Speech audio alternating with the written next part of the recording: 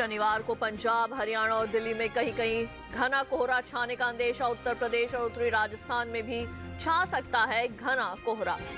2 दिन तमिलनाडु और पुडुचेरी में कहीं कहीं भारी बारिश की संभावना। शनिवार को कर्नाटक के तटीय और दक्षिणी इलाकों में खूब बरसेंगे बादल। 2 दिन उत्तर पूर्वी अरब सागर में तेज हवाएं चलने की संभावना, तो गुजरात के तटीय इलाकों में हालात रहेंगे प्रतिकूल।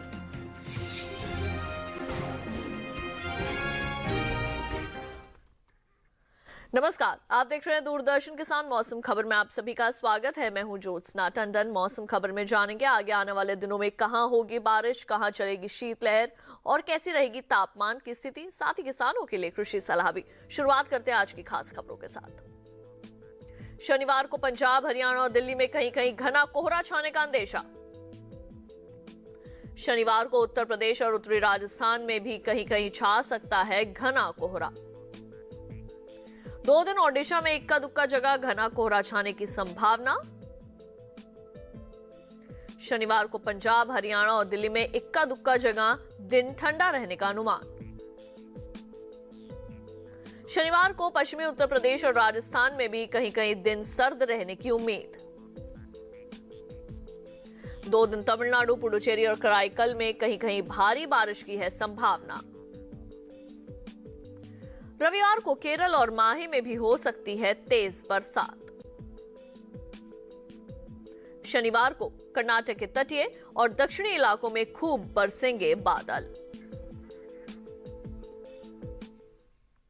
और अब आइए डालते हैं नजर बारिश के अनुमान पर और जानते हैं कि अगले 2 दिन कहां होगी बारिश और कहां रहेगा मौसम साफ।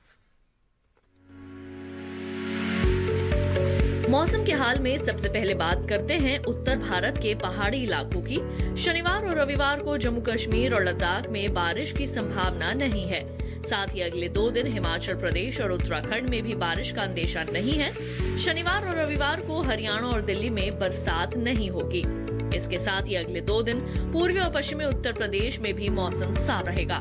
शनिवार और रविवार को पूर्वी राजस्थान में भी बरसात के आसार नहीं दिखाई दे रहे। वहीं 2 दिन पूर्वी भारत के गांगे पश्चिम बंगाल में बारिश का अनुमान नहीं है, जबकि शनिवार और रविवार को उप हिमालय पश्चिम बंगाल और सिक्किम में कहीं कहीं बारिश की संभावना है। अगले 2 दिन असम और मेघालय में बरसात नहीं होगी, जबकि शनिवार और रविवार को अरुणाचल प्रदेश में कहीं कहीं बारिश हो सकती है। 2 दिन नागालैंड, मणिपुर, मिजोरम और त्रिपुरा में बारिश की संभावना नहीं है। साथ ही अगले 2 दिन बिहार, झारखंड और ओडिशा में भी बरसात के आसार नहीं हैं। अगर मध्य भारत की बात करें तो शनिवार को पूर्वी और पश्चिमी मध्य प्रदेश में कहीं कहीं बारिश की संभावना है। वहीं 2 दिन छत्तीसगढ़ में बरसात नहीं होगी, जबकि शनिवार और रविवार को मध्य महाराष्ट्र में इक्का दुक्का जगह बारिश हो सकती है। शनिवार को कोंकण और गोवा में भी कुछ जगह बादल बरस सकते हैं। शनिवार को मराठवाड़ा में इक्का दुक्का जगह बरसात का अंदेशा है। अगले 2 दिन गुजरात में कहीं कहीं बरसात की संभावना बनी हुई है। अंत में बात करते हैं दक्षिण भारत की। शनिवार और रविवार को तटीय आंध्र प्रदेश में कहीं कहीं बरसात का अनुमान है। अगले 2 दिन रायलसीमा में इक्का दुक्का जगह बरसात के आसार हैं। शनिवार को तमिलनाडु और पुडुचेरी में अनेक जगहों पर बारिश होगी। शनिवार को कर्नाटक के तटीय इलाकों में कई जगहों पर बरसात हो सकती है। अगले 2 दिन दक्षिण कर्नाटक के भीतरी हिस्सों में कुछ जगह बारिश का अंदेशा है। शनिवार और रविवार को केरल के कई इलाकों में बारिश का अनुमान है। 2 दिन अंडमान निकोबार द्वीप समूह में कुछ जगह बारिश की संभावना बनी हुई है। शनिवार और रविवार को लक्षद्वीप में कई जगह बरसात के आसार दिखाई दे रहे हैं। ये थी मौसम पूर्वानुमान के विस्तार से जानकारी। अब आइए बढ़ते हैं आगे। पिछले 24 घंटों के दौरान हुई बारिश पर डालते हैं नजर। पिछले 24 घंटों के दौरान जम्मू कश्मीर और लद्दाख में कहीं कहीं बादल बरसे। गिलगित बाल्टिस्तान और मुजफ्फराबाद में भी बारिश हुई। पूर्वी राजस्थान में भी कहीं कहीं वर्षा दर्ज हुई। मध्य प्रदेश में इक्का दुक्का जगह बारिश हुई है। तो वहीं दक्षिण भारत में तमिलनाडु, पुडुचेरी और कराईकल में भी वर्षा हुई। केरल में भी कहीं कहीं बादल बरसे। कर्नाटक के दक्षिणी इलाकों में भारी बरसात हुई। आंध्र प्रदेश के तटीय इलाकों में भी वर्षा हुई, तो रायलसीमा में भी कई जगह बरसात हुई। पिछले 24 घंटों के दौरान महाराष्ट्र और गोवा में कहीं कहीं पानी बरसा। गुजरात में भी कहीं कहीं बादल बरसे। अंडमान निकोबार द्वीप समूह में भी कहीं कहीं वर्षा हुई। लक्षद्वीप में भी कुछ हिस्सों के अंदर बरसात देखने को मिली। कोहरे की जानकारी दे तो पंजाब और हरियाणा में पिछले 24 घंटों के दौरान कहीं कहीं छाया रहा काफी घना कोहरा। राजस्थान में भी कोहरे की स्थिति देखने को मिली। उत्तर प्रदेश में भी कहीं कहीं बेहद घना कोहरा छाया रहा। तो जम्मू कश्मीर और उत्तराखंड भी हल्के कोहरे की चादर से ढका मिला। उप हिमालय, पश्चिम बंगाल और सिक्किम में कहीं कहीं मध्यम कोहरा देखने को मिला।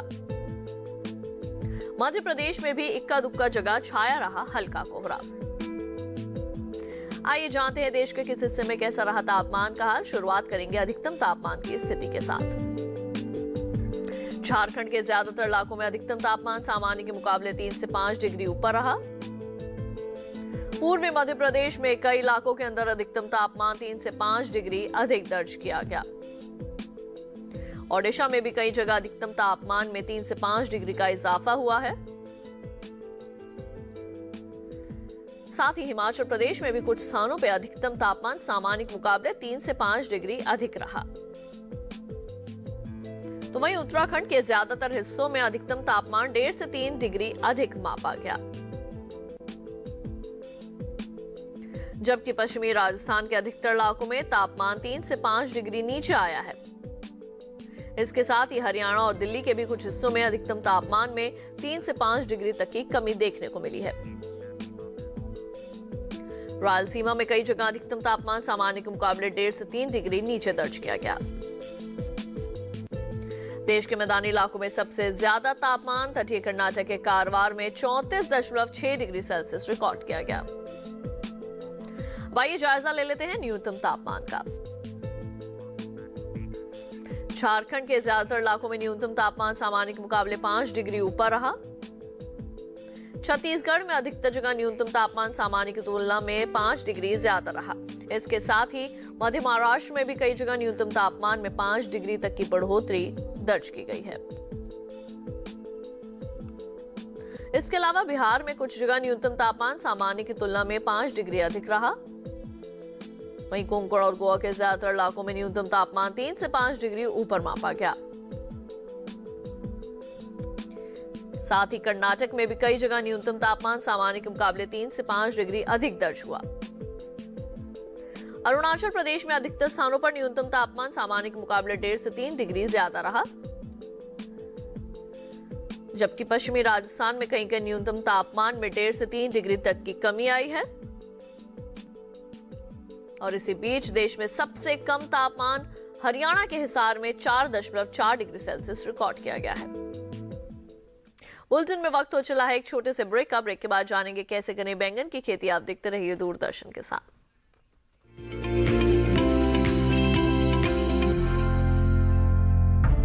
विपदा कोई भी हो, पर किसान है सुरक्षित। AIC है ना। भारत सरकार द्वारा स्थापित फसल बीमा विशेषज्ञ कंपनी। बीमारियों से कैसे बचेगी फसल? मवेशियों की मुश्किलों का क्या है हल? कहां से लाएं बीज, कितनी लगेगी खाद? किसानों के हर फोन का विशेषज्ञ देंगे जवाब। देखिए हेलो किसान लाइव सोमवार से शुक्रवार शाम 6 बजे।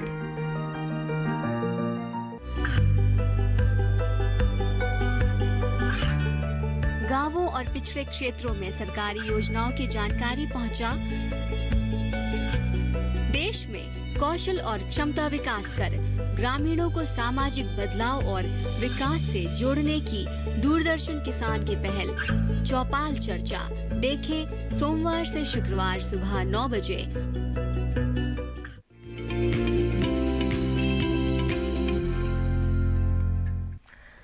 ब्रेक के बाद एक बार फिर आप सभी का स्वागत है मौसम खबर में। आइए बुलेटिन में बढ़ते हैं आगे। अभी बहुत सी जगहों पर निराई और रुपाई के लिहाज से समय अनुकूल है। ऐसे में किसान कृषि विशेषज्ञों की सलाह से फसलों का चुनाव करें तो फसलों की अच्छी पैदावार हासिल कर सकते हैं। फिलहाल अरुणाचल प्रदेश और मेघालय के किसानों के लिए क्या है विशेषज्ञों की राय, देखते हैं इस खास रिपोर्ट में।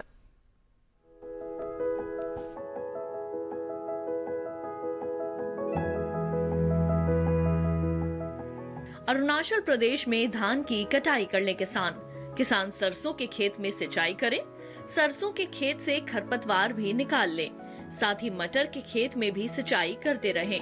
अभी फसलों का पाले से बचाव करना उचित रहेगा। यहाँ आलू की खुदाई कर लें, आलू के खेत में निराई भी कर सकते हैं किसान। आलू के खेत में ही पर्याप्त नमी को बनाए रखें। मूंग की तैयार फसलों की कटाई कर सकते हैं। बैंगन के खेत में निराई का काम करें, बैंगन के खेत में ही सिंचाई भी करते रहें। अरुणाचल प्रदेश में फूल गोभी और पत्ता गोभी के खेत में निराई कर सकते हैं। फूल गोभी और पत्ता गोभी के खेत से घास फूस निकालने का काम करें। किसान ब्रोकली के खेत की देखभाल करें। असम में धान की रोपाई कर लें किसान। इस समय आलू में कीट लगने की संभावना बनी हुई है। ऐसे में कृषि विशेषज्ञों की सलाह से आलू में कीटनाशक का छिड़काव करें। साथ ही सरसों के खेत में निराई कर सकते हैं। सरसों के खेत में विरलीकरण भी कर सकते हैं। सरसों के खेत में सिंचाई भी कर लें। इसके अलावा टमाटर में कीटों से बचाव के लिए कीटनाशक का छिड़काव करें। यहाँ गोभी के खेत में सिंचाई करते रहें। किसान गेहूं की बुवाई करें। मेघालय में फूल गोभी और पत्ता गोभी की रोपाई के लिए समय उपयुक्त है। इसके अलावा मटर की बुआई कर सकते हैं। इस समय दलहन में कीटों से बचाव के लिए कृषि विशेषज्ञों की सलाह से कीटनाशक का छिड़काव करें। तो अभी आपने खेती किसानी से जुड़ी जानी कुछ विशेष बातें। अब आइए बात कर लेते हैं आज की फसल की। देश के कई हिस्सों में किसान शीतकालीन बैंगन बो सकते हैं। जिन किसानों की नर्सरी तैयार है वे इस समय इसे रोप लें। बैंगन में कई तरह के कीट और बीमारियां लगने का भी अंदेशा रहता है, इसलिए बीमारी का लक्षण दिखाई देते ही उसका समाधान जरूरी है। वैसे तो बरसात की जलवायु बैंगन के लिए सबसे उपयुक्त है, लेकिन शीतकालीन और ग्रीष्मकालीन बैंगन भी उगाए जाते हैं। अच्छी बात ये है कि बैंगन की खेती हर तरह की उपजाऊ मिट्टी में की जा सकती है। फिर भी दोमट मिट्टी इसके लिए सबसे बेहतर मानी जाती है। बैंगन की रोपाई करने से पहले खेतों को अच्छी तरह तैयार कर लें। रोपाई करते समय पौध से पौध की दूरी 60 सेंटीमीटर और कतार से कतार की दूरी 60 से 75 सेंटीमीटर रखें। किस्म का चुनाव करते समय सावधानी बरतने की जरूरत है। किसान अपने इलाके और जलवायु के हिसाब से ही किस्म का चुनाव करें। खेत तैयार करते समय 200 से 250 क्विंटल गोबर की खाद या कंपोस्ट खाद प्रति हेक्टेयर की दर से डालें। साथ ही 100 किलोग्राम नाइट्रोजन, 80 किलो फास्फोरस और 80 किलो पोटाश दें। फल आना शुरू हो तब भी उर्वरकों की कुछ मात्रा डाल दें। जहां तक सिंचाई की बात है तो इसमें जरूरत के हिसाब से पानी दिया जाता है। सर्दियों के बाद चूंकि ज्यादा पानी की जरूरत होती है, इसलिए आगे चलकर नियमित अंतराल पर इसकी सिंचाई करनी होगी। खरपतवार नियंत्रण के लिए विशेषज्ञों की सलाह पर उचित दवाओं का छिड़काव करें। बैंगन की फसल में तना और फल भेदक कीटों का खतरा रहता है। इससे बचाव के लिए किसान दवा का छिड़काव विशेषज्ञों की सलाह से मौसम साफ रहने पर ही करें। मौसम खबर में वक्त हो चला एक और छोटे से ब्रेक का। जल्द लौटेंगे वापस, कहीं मत जाइए, देखते रहिए दूरदर्शन के साथ।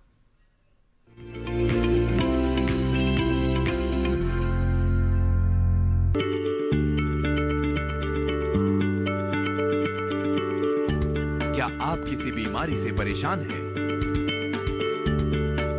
चाहते हैं डॉक्टर की सलाह? तो हम हैं आपके साथ। बताएंगे आपको जीने की राह। समस्याएं आपकी, समाधान देश के मशहूर विशेषज्ञों के। घर बैठे बात करें देश के जाने माने डॉक्टरों से। हमारे लाइव प्रोग्राम स्वस्थ किसान में हर शनिवार शाम 6 बजे से 7 बजे तक। ये कामयाबी है अन्नदाता की। ये कहानी है खेत और खलिहानों की। कैसे करें अपने पशुओं की देखभाल, जानिए गांव-गांव के किसानों का हाल। देखिए गांव किसान, सोमवार से शुक्रवार दोपहर 12 बजे। सिर्फ डीडी किसान पर।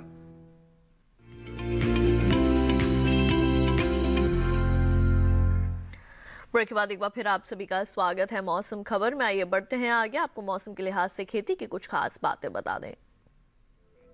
हरियाणा में सरसों के खेत में सिंचाई करें किसान।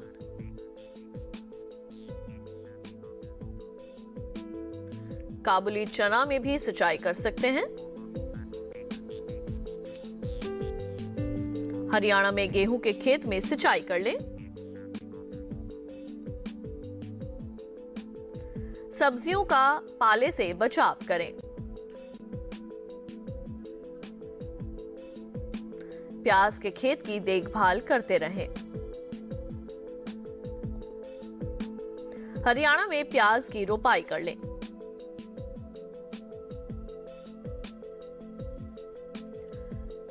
प्याज में कीटों से बचाव के लिए कीटनाशक का प्रयोग करें। हरियाणा में अभी गेहूं में कीट लगने की आशंका है। कृषि विशेषज्ञों की सलाह से गेहूं में कीटनाशक का छिड़काव करें। हरियाणा में सब्जियों के खेतों में सिंचाई करते रहें। बुलेटिन में आइए एक बार फिर से नजर डाल लेते हैं मौसम की कुछ और अहम झलकियों पर। 2 दिन तमिलनाडु, पुडुचेरी और कराईकल में कहीं कहीं बिजली चमकने के साथ तेज हवाएं चलने का अनुमान। 2 दिन केरल और माहे में इक्का दुक्का जगह गरज के साथ चल सकती हैं तेज हवाएं। शनिवार को मध्य महाराष्ट्र में कहीं कहीं बिजली चमकने के साथ तेज हवाएं चलने का अनुमान। शनिवार को कोंकण और गोवा में इक्का दुक्का जगह चल सकती हैं तेज हवाएं। शनिवार और रविवार को लक्षद्वीप में भी तेज हवाएं चलने का है अनुमान। 2 दिन गुजरात के तटीय इलाकों में हालात रहेंगे प्रतिकूल। 2 दिन उत्तर पूर्वी अरब सागर में तेज हवाएं चलने की संभावना। 40 से 50 किलोमीटर प्रति घंटा रहेगी हवाओं की रफ्तार। मौसम विभाग ने मछुआरों को दी समुद्र में न जाने की सलाह। चलते चलते एक नजर अगले 4 दिनों के लिए 9 शहरों के तापमान पर।